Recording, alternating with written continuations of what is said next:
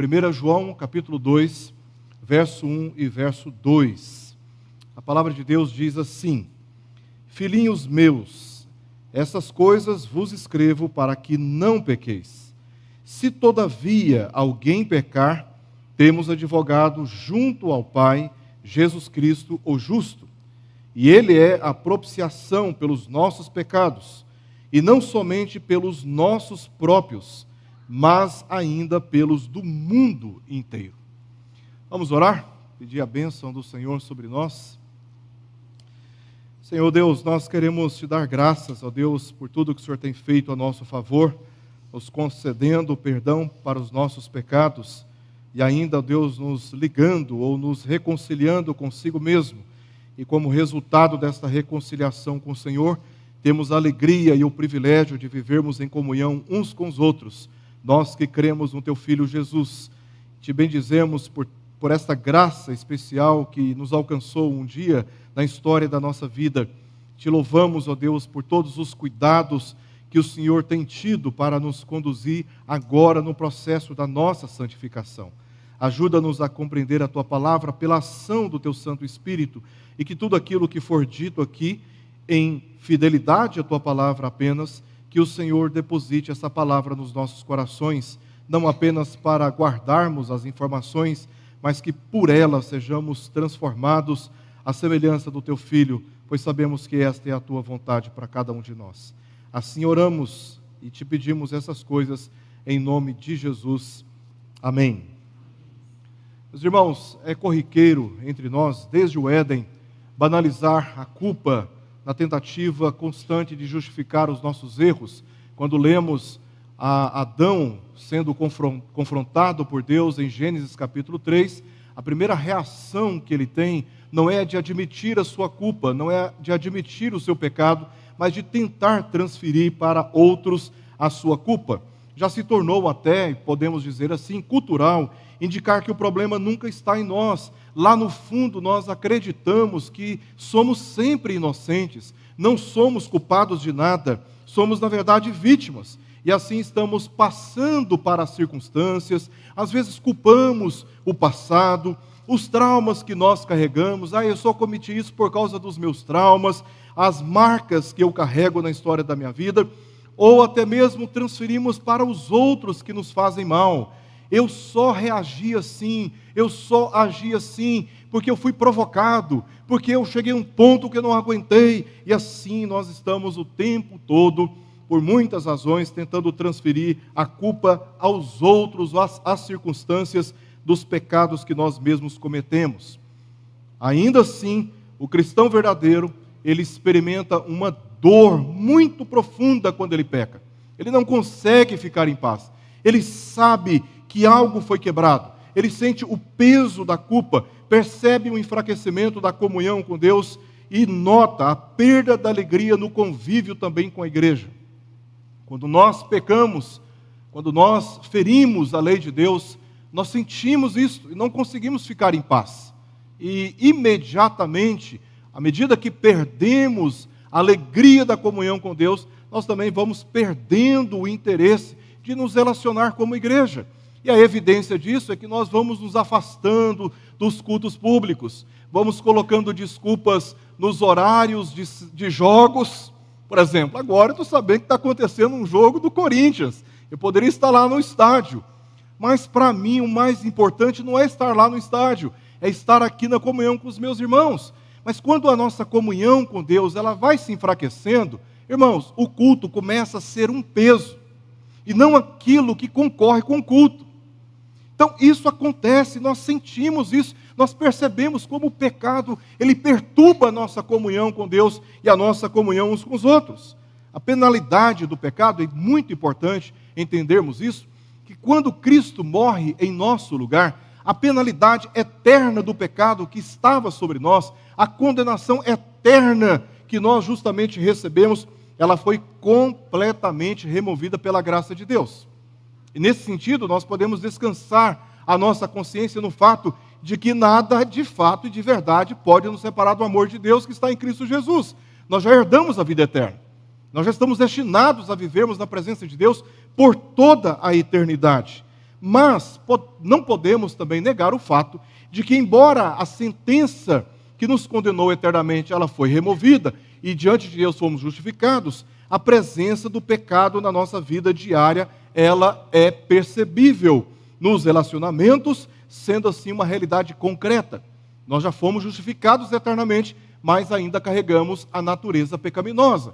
E isso faz com que nós erremos o alvo, tratemos as nossas responsabilidades e o nosso irmão, muitas vezes de maneira inadequada. E fora isso, nós estamos o tempo todo, parece que, lutando para fugir do pecado, mas nos vemos o tempo todo fazendo coisas que não agradam a Deus, falando coisas que não agradam a Deus, tratando os nossos irmãos de uma maneira que não agrada a Deus.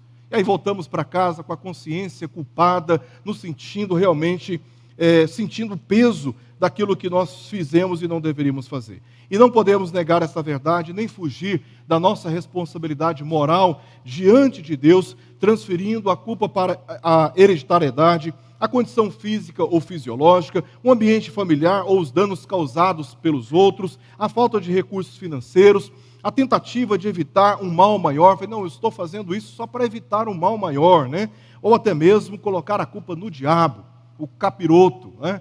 O inimigo das nossas almas.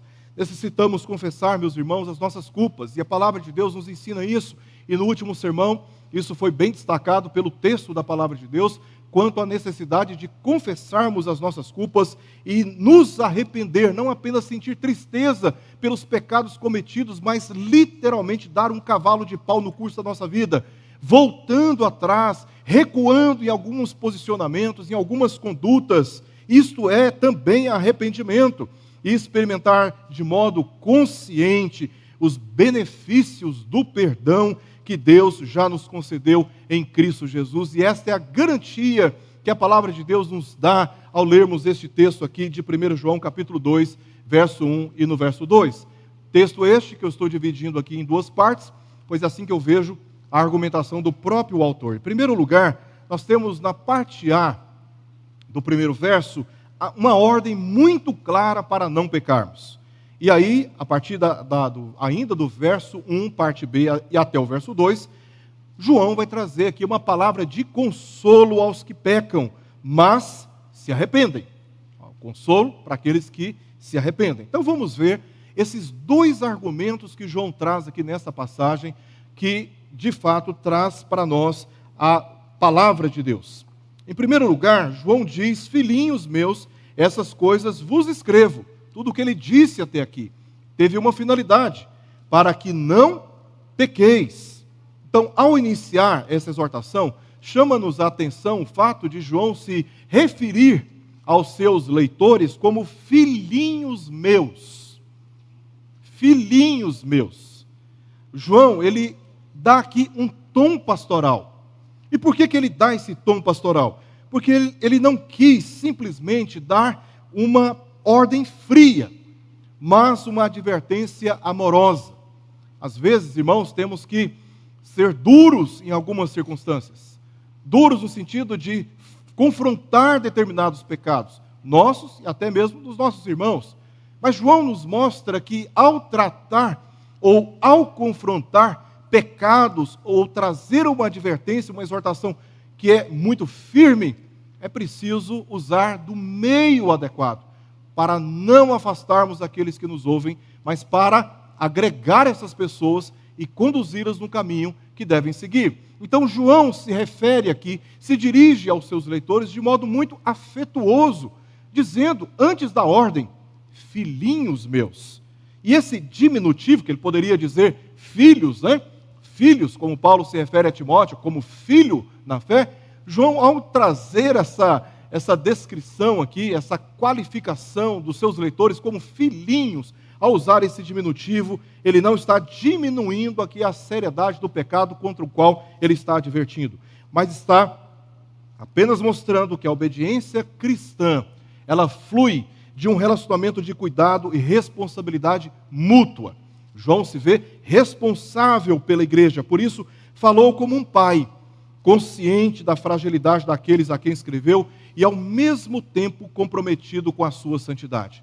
Então, não é um problema do outro. João trata como uma questão dele, uma responsabilidade dele. Então, ele se dirige aos seus leitores como sendo os seus próprios filhos. E ele continua dizendo: essas coisas vos escrevo, para quê? Para que não pequeis. Então, agora sim, ele chega ao ponto crucial da sua mensagem. A advertência séria, contundente, para que não pequem. Para que não pequem. O objetivo explícito de João foi claro e direto: evitem o pecado.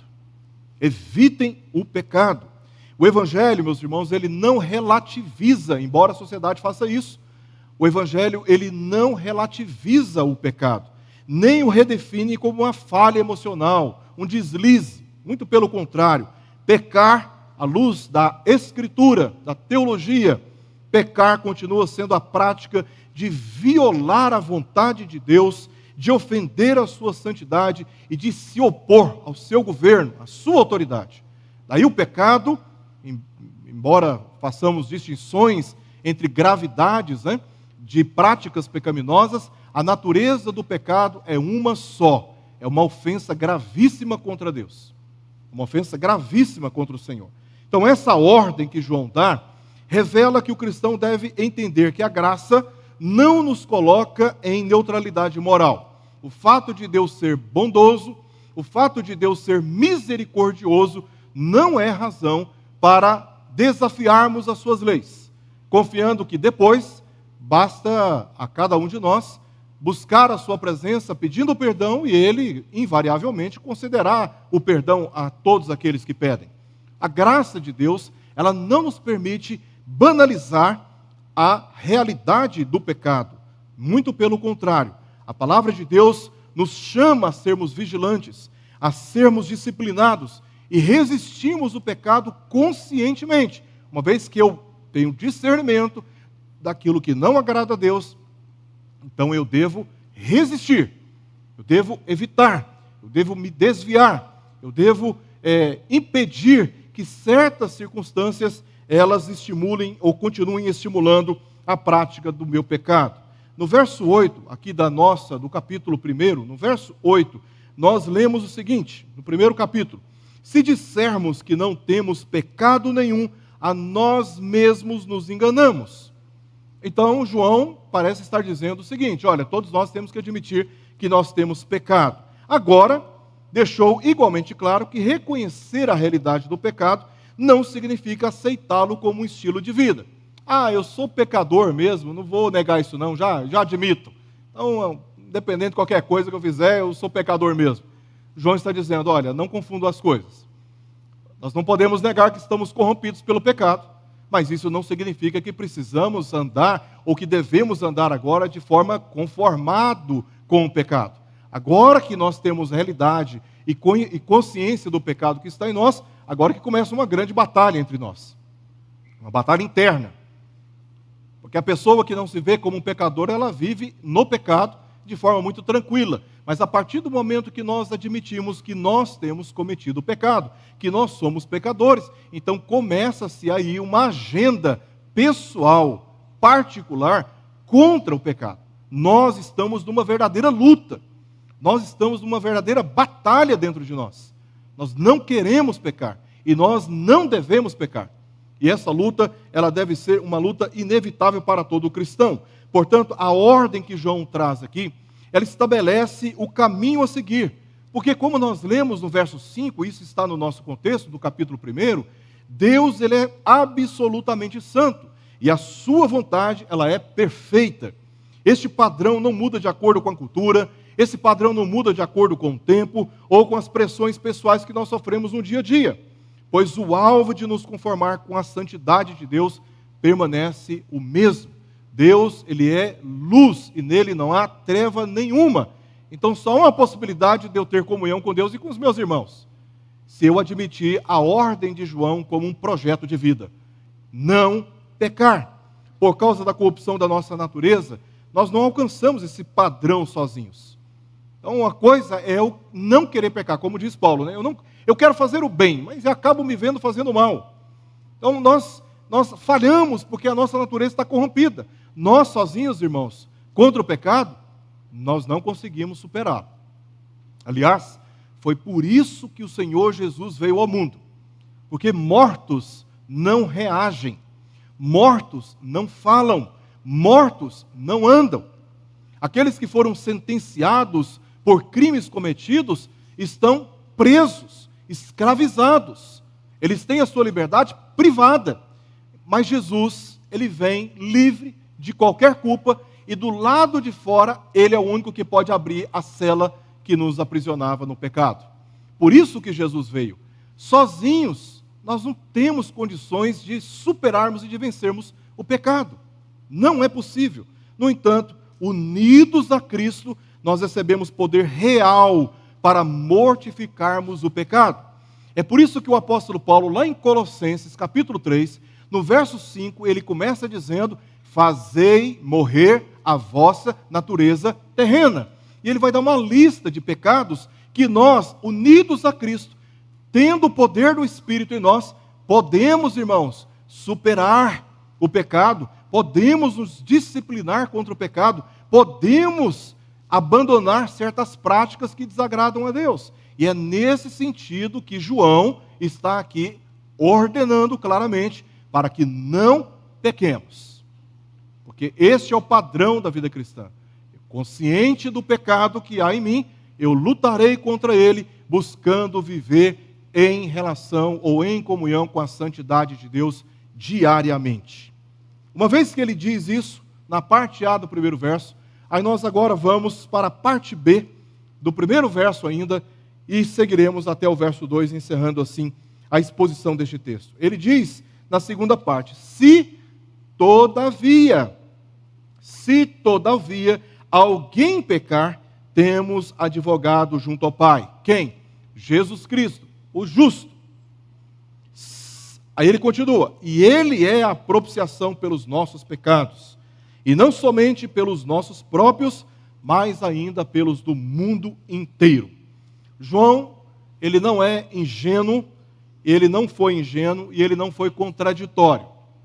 Está dizendo: irmãos, filhinhos meus, não pequeis. É para isso que eu escrevi todas essas coisas. Se todavia alguém pecar, então parece que ele está sendo contraditório, né? Já está pressupondo que a sua ordem não será obedecida.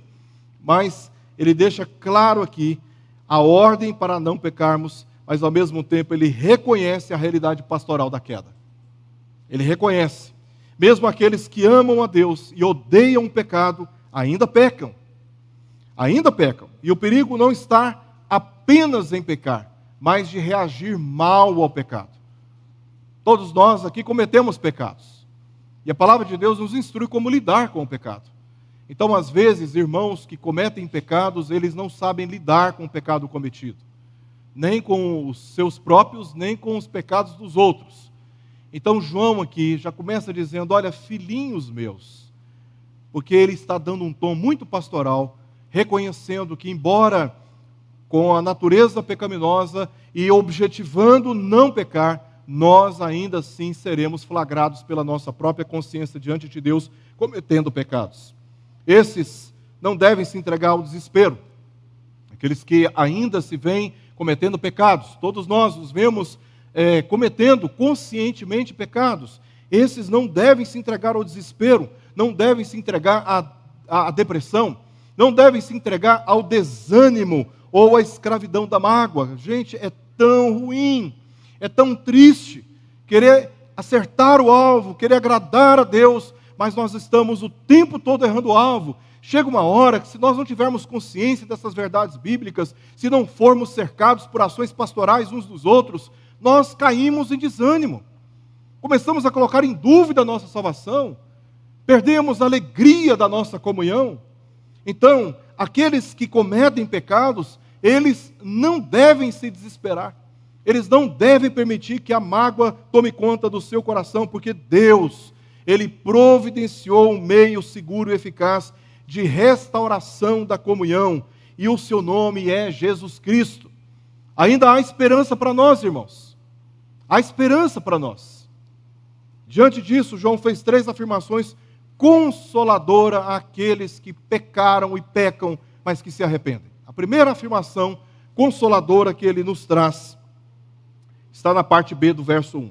Se todavia alguém pecar, temos advogado junto ao Pai, Jesus Cristo, o justo.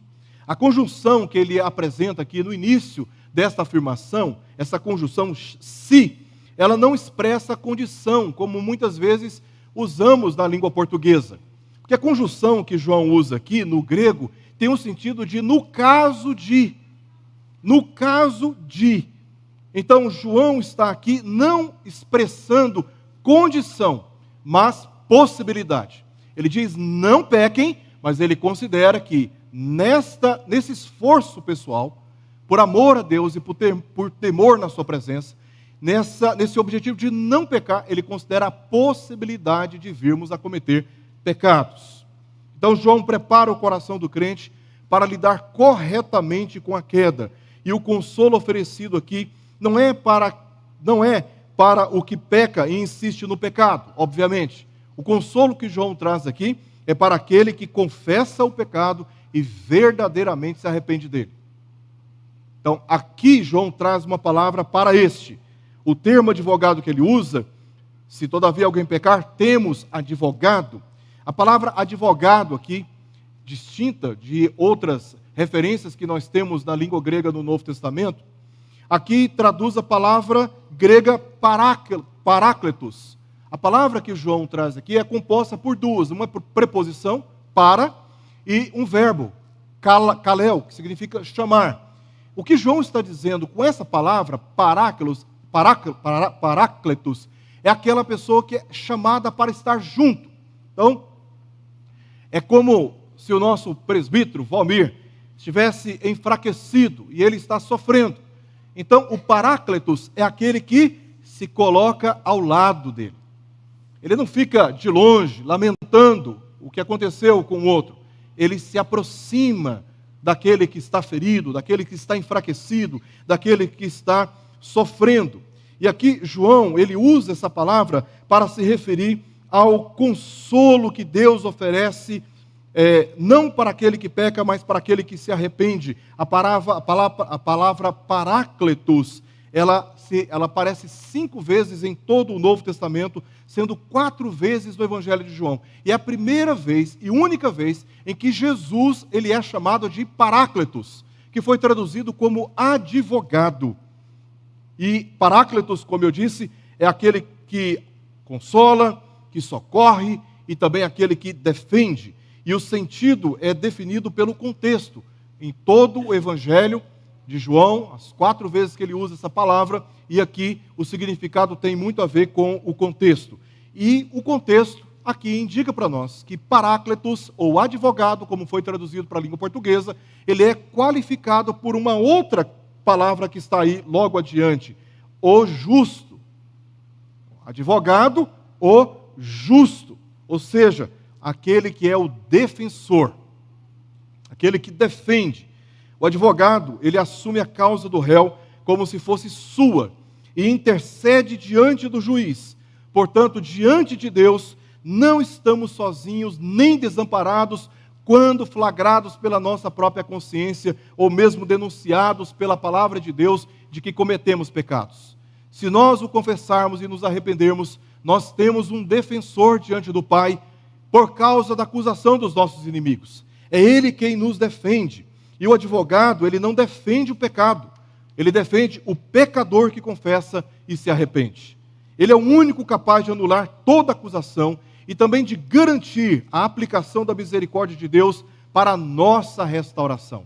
Olha o que o texto diz no seu contexto, capítulo 1, verso 7, a parte B. Olha o que diz aí. Se porém andarmos na luz como Ele está na luz, veja o que diz, mantemos comunhão uns com os outros. Aí a afirmação que João faz é, e o sangue de Jesus, seu Filho, nos purifica de todo pecado. Agora veja a parte B do verso 9. Se confessarmos os nossos pecados, Ele é fiel e justo. Aí ele conclui, para nos perdoar os pecados e nos purificar de toda a injustiça. Por quê, irmãos? Porque Jesus, Ele cumpriu plenamente a lei. Ele satisfez totalmente a lei de Deus e assim Ele garante a cada um de nós o perdão dos nossos pecados, a purificação dos nossos pecados. O fato de João dizer que ele está junto ao Pai, e isso é curioso, né? Porque ele poderia dizer que Jesus está junto a Deus, reforça a nossa segurança. E aqui está um consolo, primeiro consolo àqueles que pecam, mas reconhecendo, confessam e se arrependem. Nós temos um advogado junto ao Pai. O que João está querendo dizer é que, mesmo na nossa culpa, mesmo cometendo pecados e sofrendo com a culpa, a nossa adoção como filhos, ela não é comprometida. Ela não é comprometida. O relacionamento filial com Deus permanece, mesmo quando a comunhão com Ele é ferida. Nós não deixamos de ser filhos de Deus. Nós não perdemos a nossa salvação.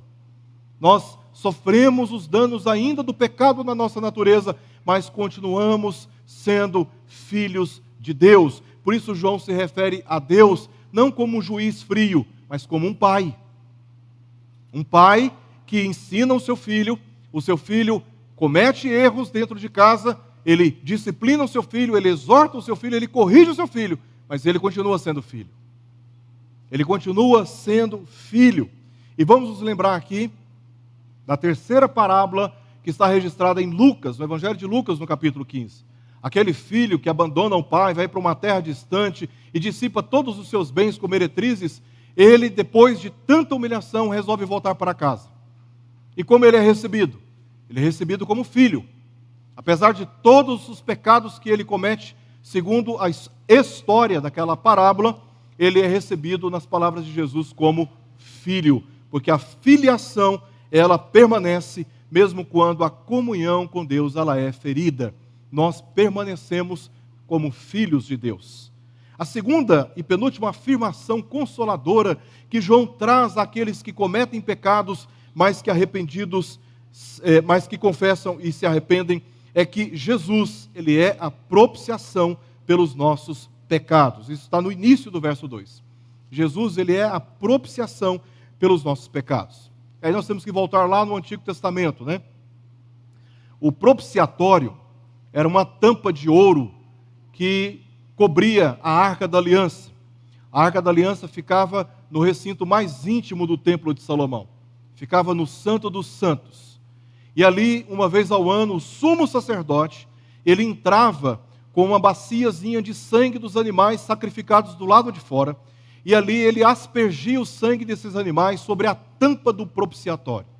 E ele fazia isso para expiação dos pecados de toda a nação de Israel. Curiosamente, João usa aqui nessa palavra, que foi traduzida como propiciatório, ele usa a palavra hilasmos, que significa conciliação. Então, o sacerdote, no Antigo Testamento, ele fazia esses atos, esses ritos de aspergir o sangue dos animais sobre a tampa do propiciatório, para quê?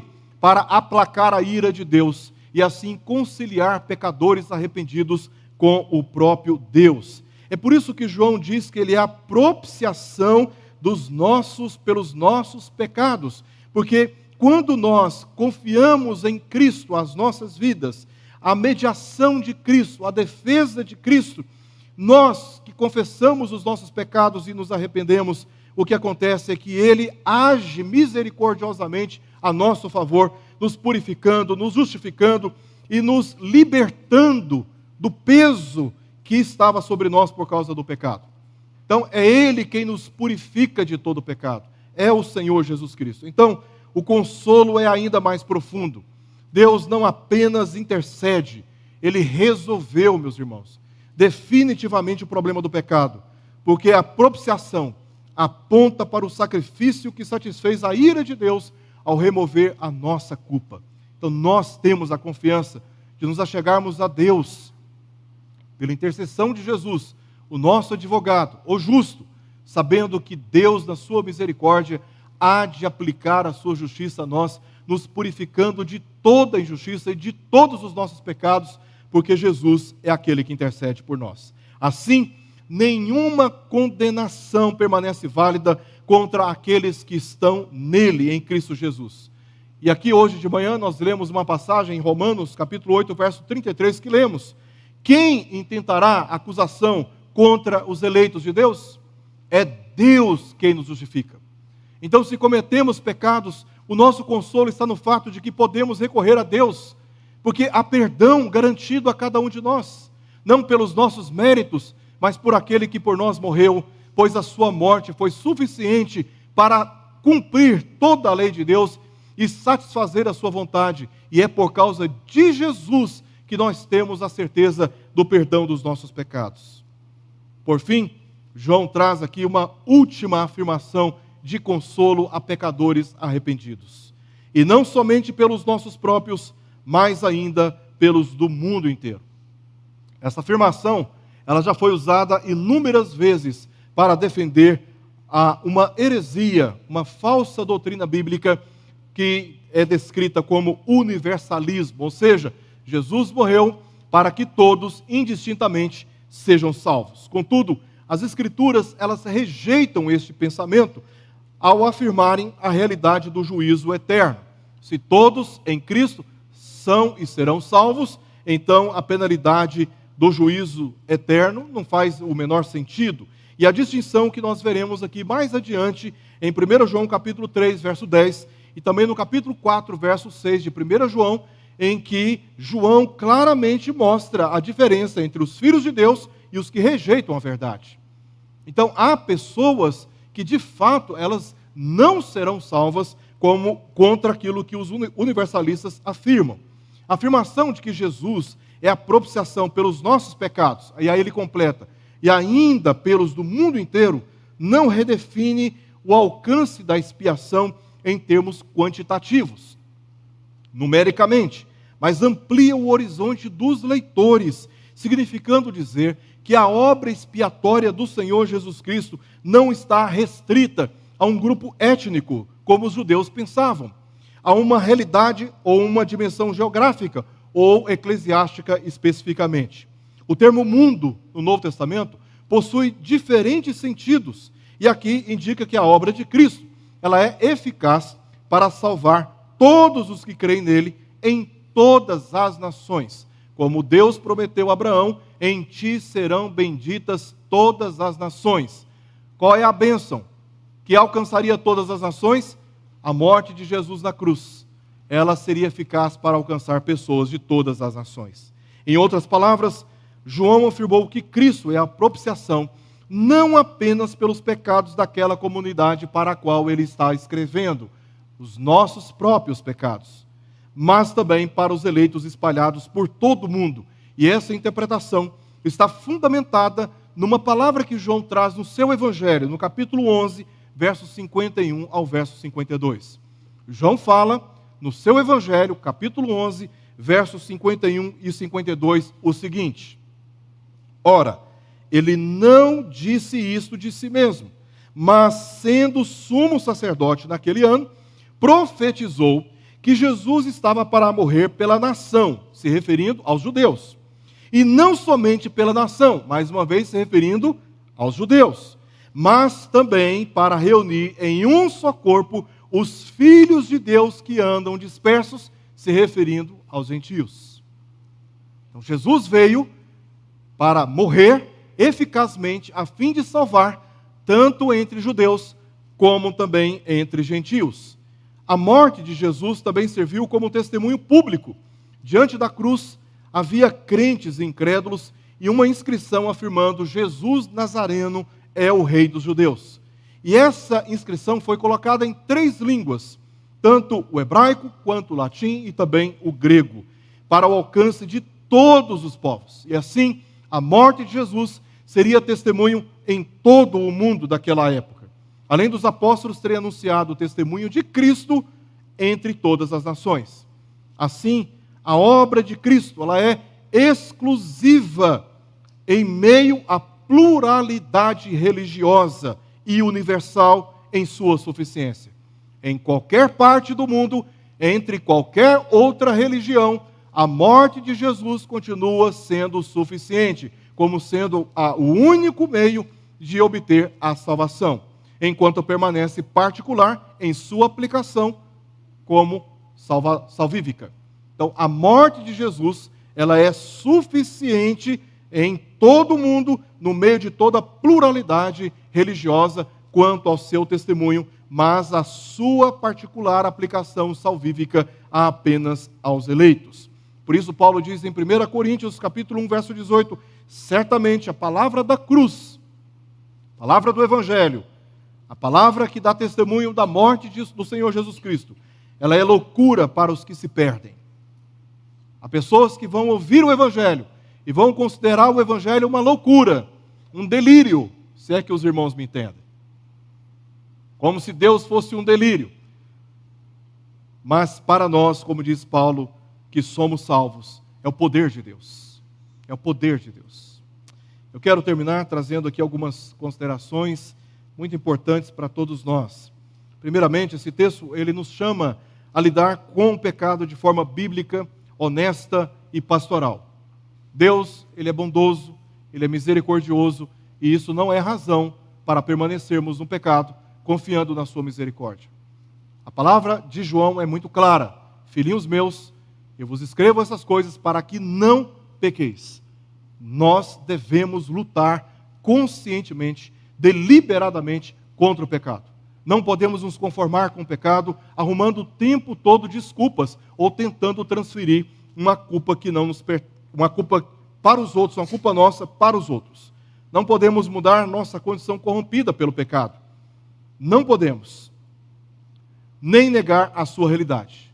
O que nós precisamos, à luz disso, é assumir com seriedade a nossa responsabilidade moral diante de Deus. Precisamos definitivamente parar de ficar arrumando desculpas para as nossas faltas nas nossas relações e admitir a nossa própria culpa diante dos nossos irmãos e diante também de Deus. Por isso, a palavra que João traz é uma palavra inspirada pelo Espírito Santo com a seguinte tônica: lute contra o pecado. Lute, meus irmãos, contra o pecado. Essa é uma luta particular que todos nós temos. Lutar contra o pecado.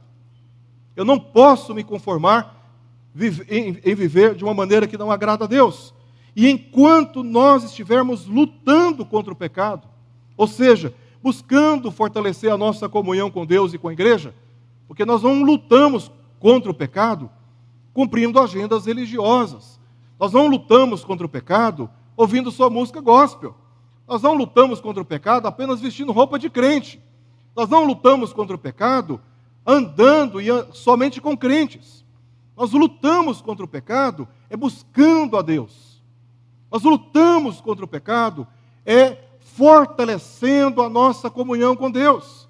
Porque sozinhos jamais conseguiremos avançar naquilo que Paulo nos adverte, a mortificar essa natureza terrena.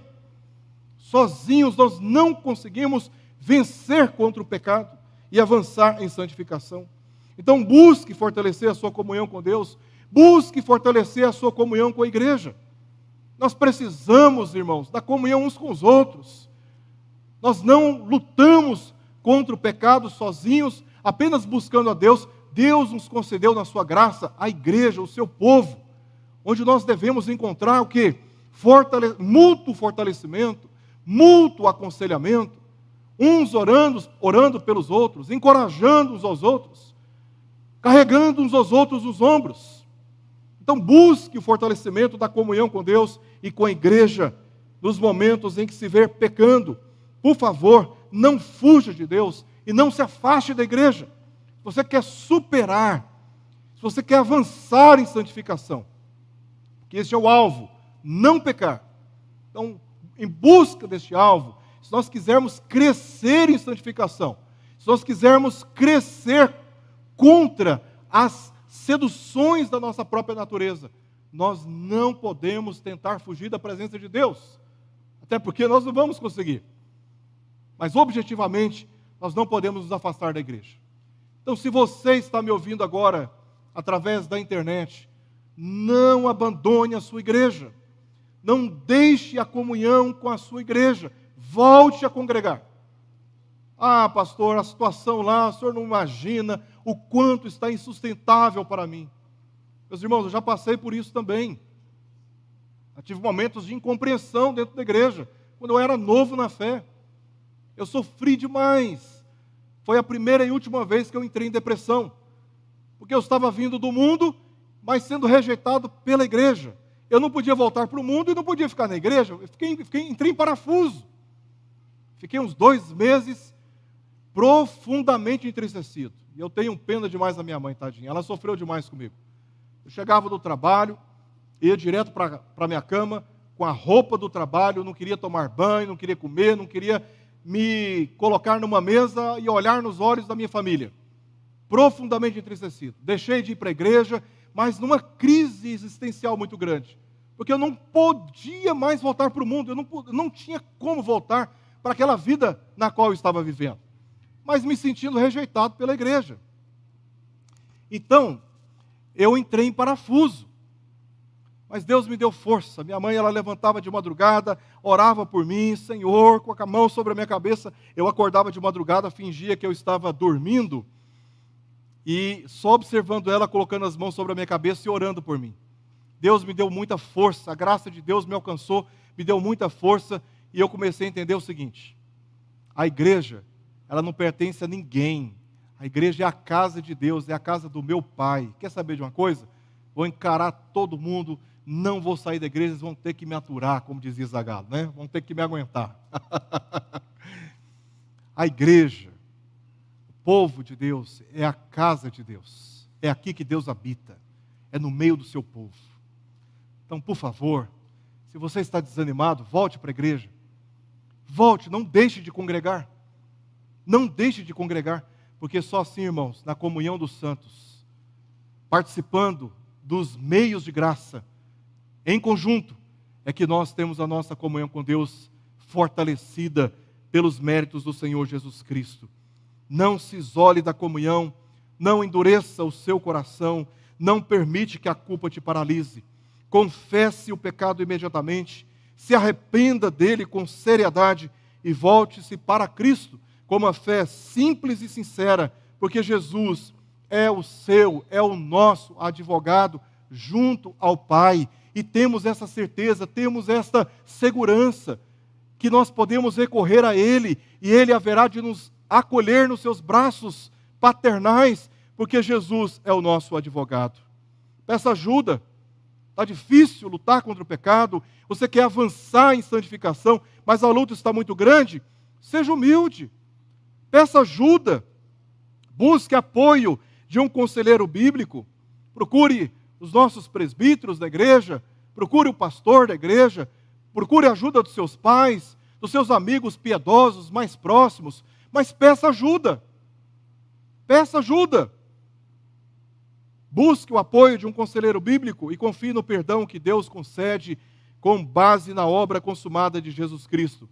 O perdão, ele não depende da intensidade do seu arrependimento, mas da suficiência do sacrifício de Cristo.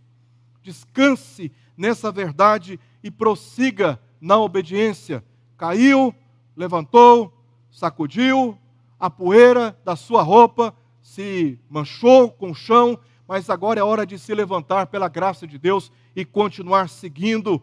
Por fim, use essa mesma graça para tratar os outros com misericórdia. A mesma graça que nós recebemos, agora dedique essa graça aos outros. Quem já foi consolado por Cristo, não discrimine ou critique o irmão que enfraqueceu. Não faça isso com o seu irmão que enfraqueceu, mas o suporte com amor verdadeiro, ajudando-o a ser fortalecido pela santificação, como nós também necessitamos, a fim de que ele seja cada vez mais motivo de alegria no nosso meio. O nosso irmão depende de nós, carece de nós, ele não vai encontrar consolo no mundo, ele não vai encontrar consolo entre amizades que não temem a Deus. Ele só pode encontrar consolo e fortalecimento no meio do povo de Deus. Então, entre nós, é preciso haver misericórdia, um olhar compassivo e misericordioso, não apenas para dizer tadinho dele, mas para carregar esse irmão nos nossos ombros, andar com ele, orar com ele, encorajá-lo. É isso, irmãos, quando há entre nós esse amor, como disse Jesus lá em João capítulo 17, o mundo olha para a nossa unidade e é persuadido por um testemunho, o testemunho que de fato Deus enviou o seu Filho, porque somente por meio de Jesus, o advogado, o justo, aquele que faz propiciação pelos nossos pecados, é que é possível pessoas com trajetórias tão manchadas pelo pecado se unirem como povo santo de Deus num lugar belíssimo como este que nós estamos aqui agora, e em alegria na presença de Deus o cultuarmos, o adorarmos em espírito e em verdade, porque Deus é misericordioso e Ele tem reservado para todos nós uma graça muito especial que nos transforma a cada dia até que seja dia perfeito. Vamos orar?